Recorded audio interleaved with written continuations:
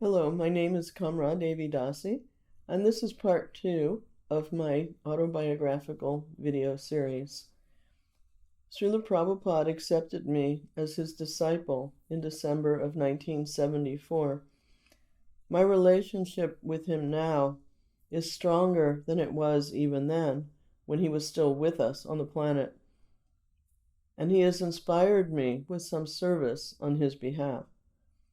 I always prayed to be able to do something pleasing for Srila Prabhupada in this lifetime. And there is some service that's evolving that could be an answer to that prayer.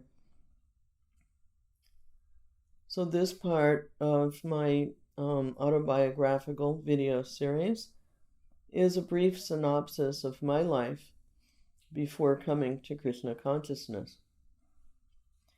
I'm not so fond of talking about myself, but people have asked, and maybe a little background is relevant because, just relevant in the overall picture of the presentation of Krishna consciousness. People seem to have an interest in personal stories and what brings people to their chosen lifestyles and commitments. So I was born in March 1954 in New York City. When I was 3 years old or 4 years old, I remember sitting by the bedroom window in our apartment in the Bronx, third floor apartment, and it was right near the Yankee Stadium actually. And I was sitting by the window and looking at the sky. The window was open and there was one of those protective grates over the window so that nobody would fall out. And I had tested it. I knew it was a little bit loose. That was what a kid will do. So my mother came into the room. I guess she was checking on me. And in my meditation, looking out the window at the sky, I had come to the conclusion that I was God's child, that I'd been born in my mother's belly, but that I was God's child. And when she came into the room, I said that to her. I told her I was God's child, that I'd been born from her belly, but that I was God's child. And she got really upset. And she called my father at work to come home early and straighten me out. So he came home and he was chastising me. What do you mean you're God's child? You're your mother's child. And somehow, to me, it just made no sense why they were so upset. It was just very factual. I was God's child, and I was born from her belly. It was just very simple. And that's the way I was. I would wiggle my fingers under the covers at night and know that only God and I knew what I was doing. It was a comfort. It was a very simple relationship, very personal, very innocent, very simple. I was actually born into an abuse family of the worst kind. Parents were involved, grandparents were involved, the teachers, the dentist, family friends, classmates, so many people were involved. The family doctor was actually the head man, and that was convenient. Him being the doctor, he could bring all the drugs that were required for those type of ritual abuse ceremonials. There was one boy who was brought into those. He was just a year older than me, and he became very, very hard and cruel from all the abuse, all the rapes, all the tortures.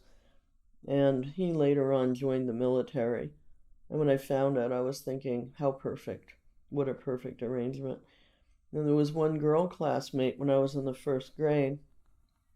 Then I witnessed her being killed in one of those ceremonials. And the teachers told us that she was ill and wouldn't be returning to school. She was such a lovely girl. There were many others, and it was ritual abuse. There's plenty of descriptions of that kind of stuff out there. I don't need to elaborate. It was ugly. It was horrific.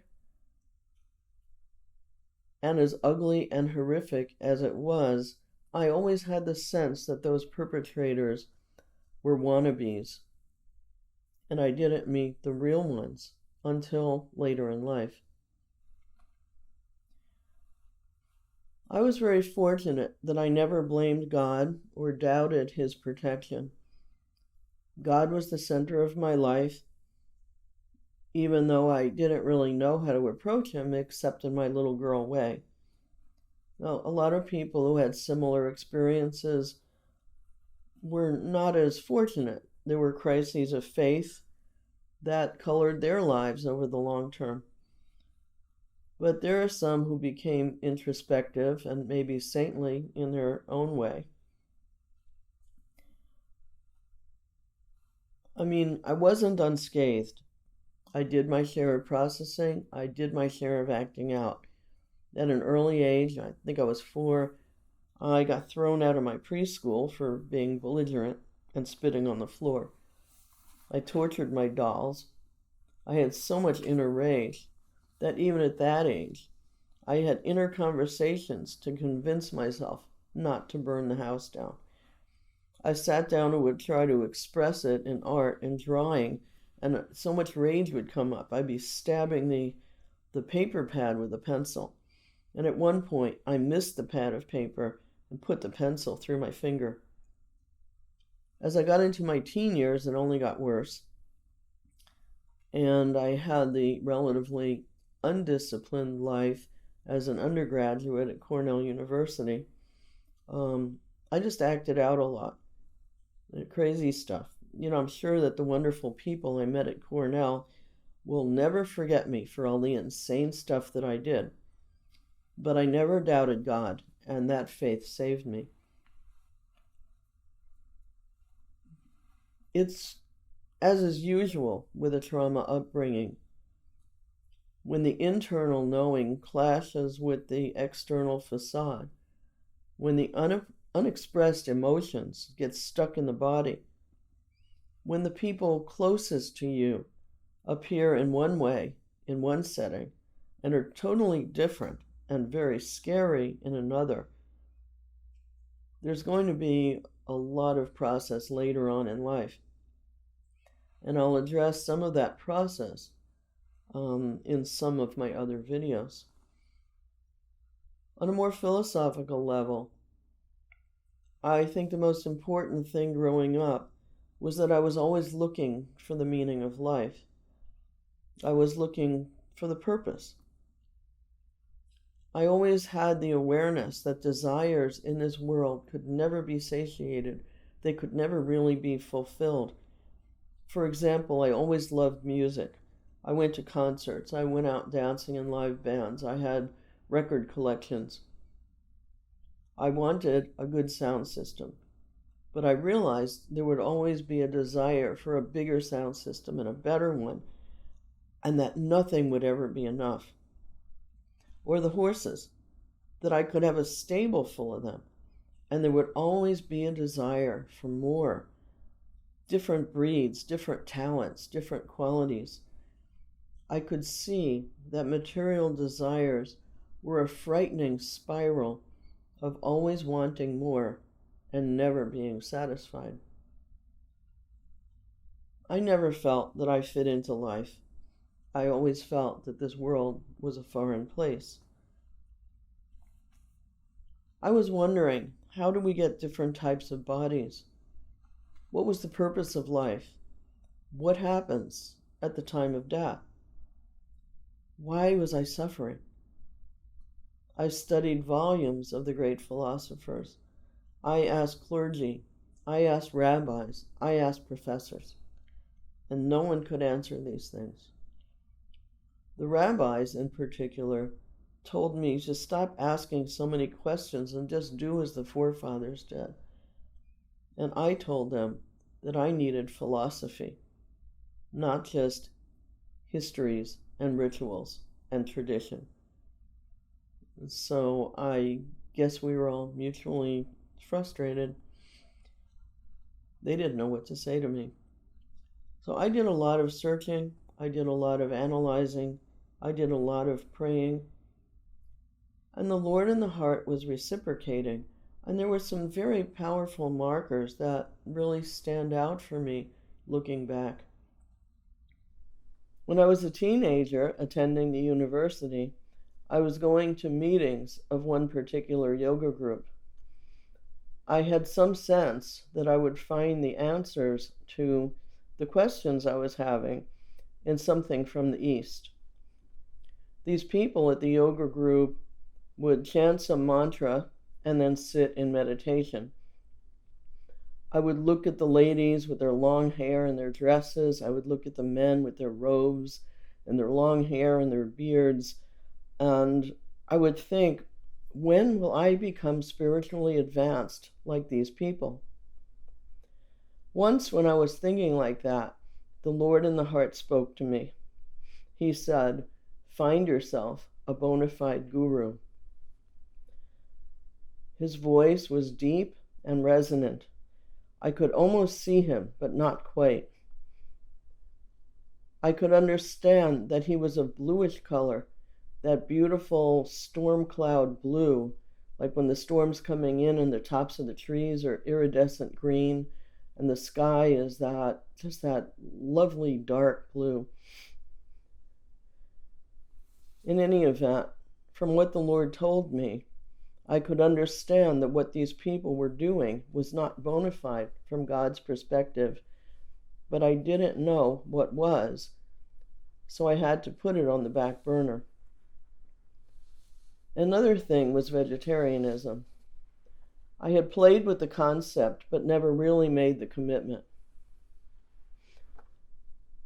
I was walking in the college town in Ithaca, New York, and again, the Lord in the heart spoke to me.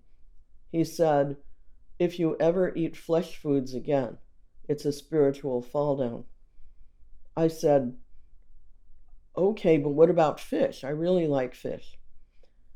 And the Lord replied, "Don't be a hypocrite." I was 17 at the time. It was a done deal. I never questioned it. One of the most important reciprocations from God in the heart was when I was 18, and it came in a very interesting venue. I had invited my college roommate to visit me during the Christmas break. I was living in Queens, New York with my parents, and I booked us tickets for the musical JC Superstar, Jesus Christ Superstar. It was an off-Broadway musical. So my parents didn't approve of either my roommate or that I was taking her to something about Jesus. In our household, the name of Jesus was a curse word.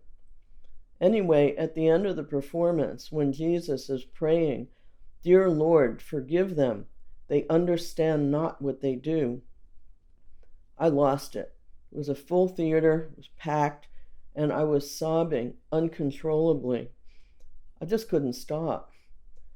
So I accepted at that moment that my life's goal was to understand what Jesus understood that these people didn't.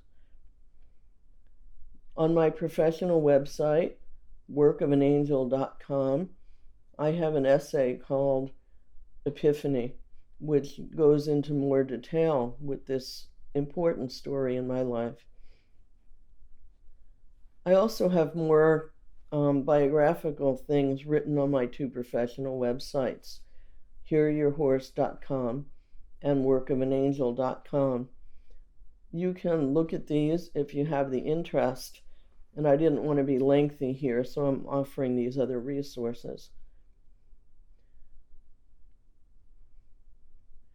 My relationship with Jesus and my quest for the absolute truth have always been the most dear things to my heart. The only way I can honestly express that is to say that Jesus Christ is my very lifeblood, and that my eternal spiritual master my eternal spiritual preceptor, is His Divine Grace, A.C. Bhaktivedanta Swami, Srila Prabhupada. Srila Prabhupada is that person whose personal example and library, it's a brilliant library of transcendental literature, answered all my philosophical questions and gave my life purpose. There's no dichotomy at all, and in my next video, I will explore this some more and give some revelations about my understanding of Jesus and His teachings, some discussions I've had with people who were professing to be followers of Jesus Christ and the Bible, and then move on to my relationship with Srila Prabhupada and how he saved my life in every way.